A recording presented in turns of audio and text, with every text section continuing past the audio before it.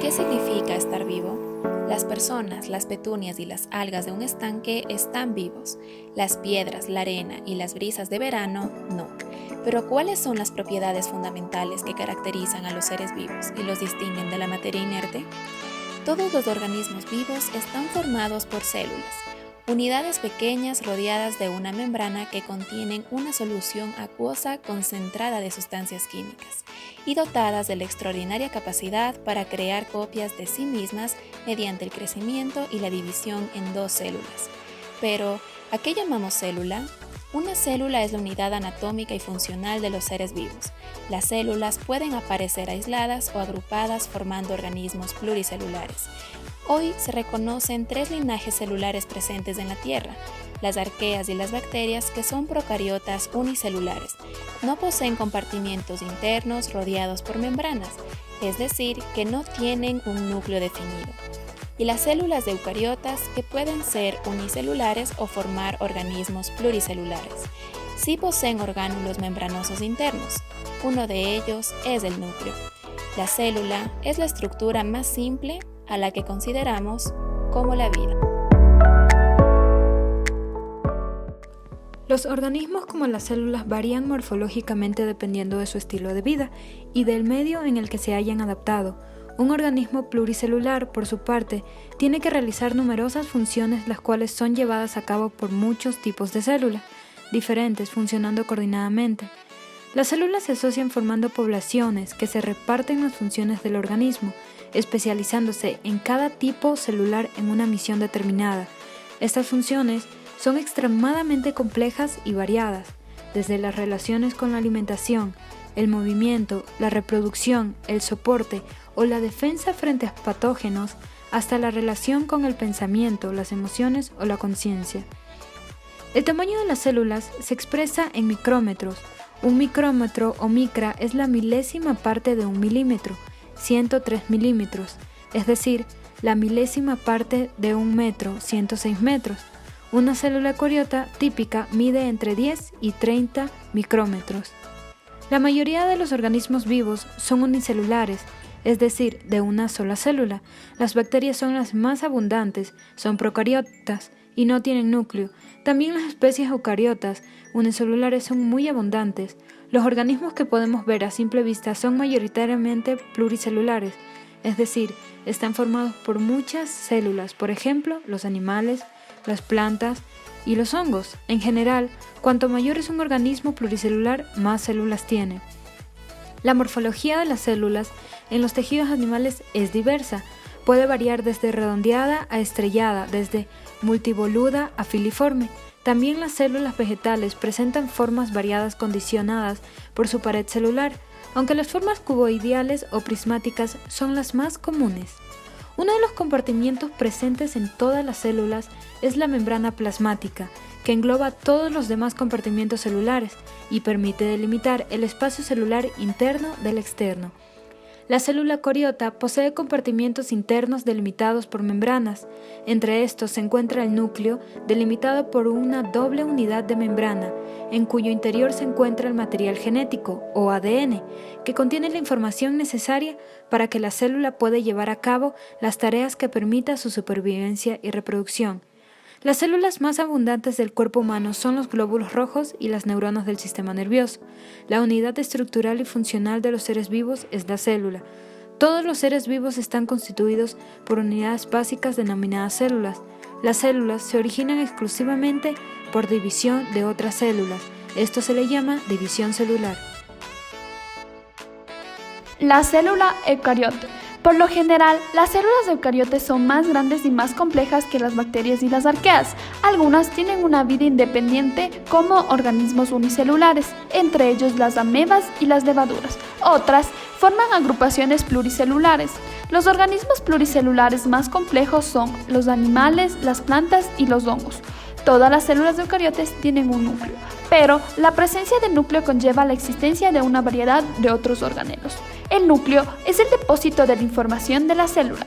Está rodeado por 2 membranas concéntricas que forman la envoltura nuclear y contienen moléculas de DNA, las cuales codifican la información genética del organismo. El DNA también almacena información genética de las células procariotes.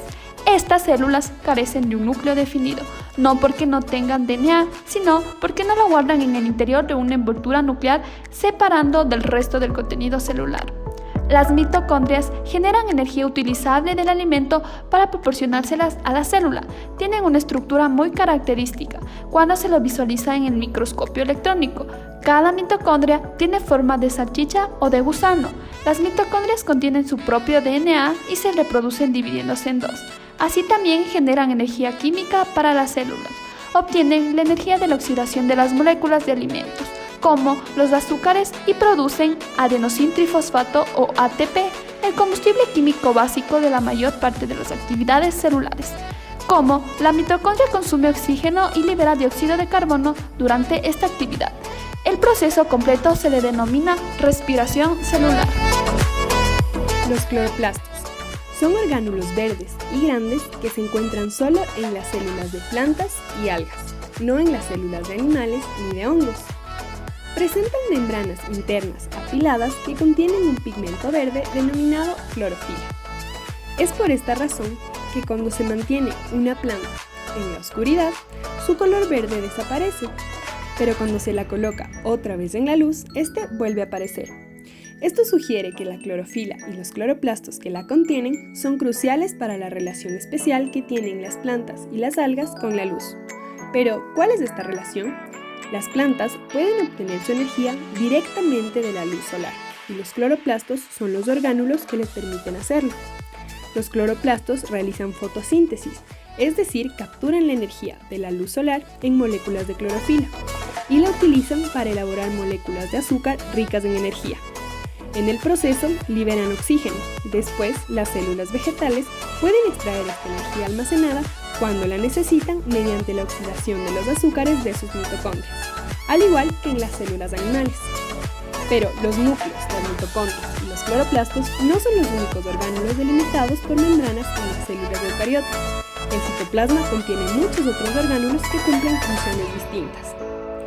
Uno de ellos es el retículo endoplasmático, un laberinto irregular de espacios interconectados rodeados por una membrana. Aquí se fabrican la mayoría de los componentes de la membrana celular, así como las sustancias que son exportadas por la célula. El retículo endoplasmático se divide en rugoso y liso. El retículo endoplasmático rugoso contiene ribosomas unidos a su membrana. En él se efectúa la síntesis proteica. Las proteínas que sintetizan los ribosomas pasan al interior del retículo y ahí maduran hasta ser exportadas a su destino definitivo. En cambio, el retículo endoplasmático liso carece de ribosomas y está formado por túbulos ramificados y pequeñas vesículas esféricas. Su función es la síntesis de lípidos.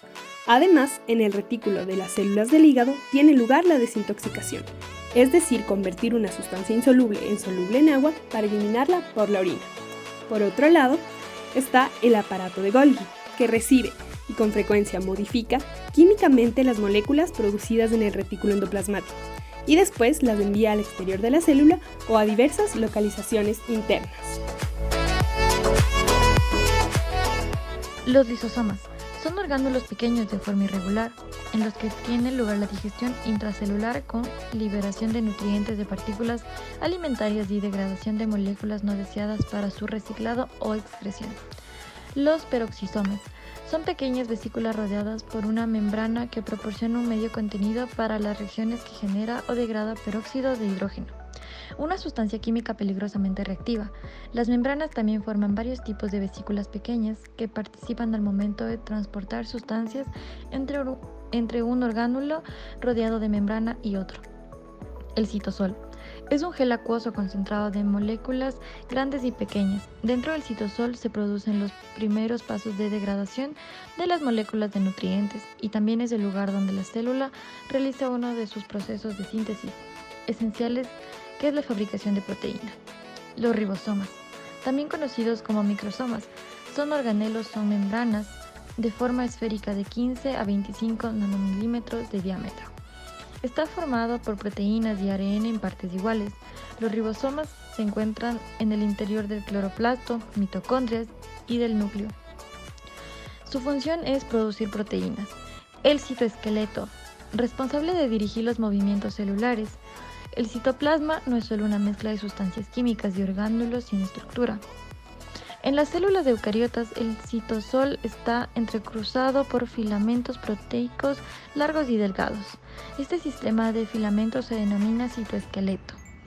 Los más finos corresponden a filamentos de actina que están presentes en todas las células eucariotas, pero que son especialmente numerosos en la célula muscular, donde actúan como parte de la maquinaria que genera las fuerzas contráctiles.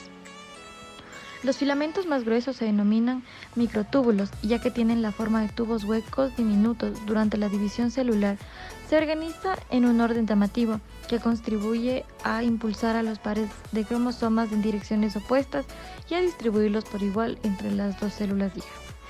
Si el grosor es intermedio entre los filamentos de actina y los microtúbulos, se encuentran los filamentos intermedios, que otorgan resistencia mecánica a la célula.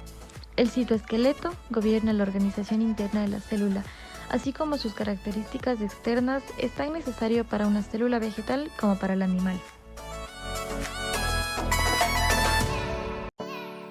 Recordemos, las células son las unidades básicas de vida. Se considera que todas las células actuales evolucionaron a partir de una célula ancestral que existió hace más de 3.000 millones de años. Todas las células están rodeadas por una membrana plasmática que separa el contenido celular del medio ambiente. Así también contienen DNA como el depósito de la información genética y lo utilizan como guía para la síntesis de RNA y de proteínas. Los tejidos de los animales y vegetales suelen tener de 5 a 20 micrómetros de diámetro y se puede observar en el microscopio óptico. Por otro lado, el microscopio electrónico permite visualizar organelos de menor tamaño e incluso moléculas que no pueden ser visibles al ojo humano. Las células vivas actuales más simples son procariotas.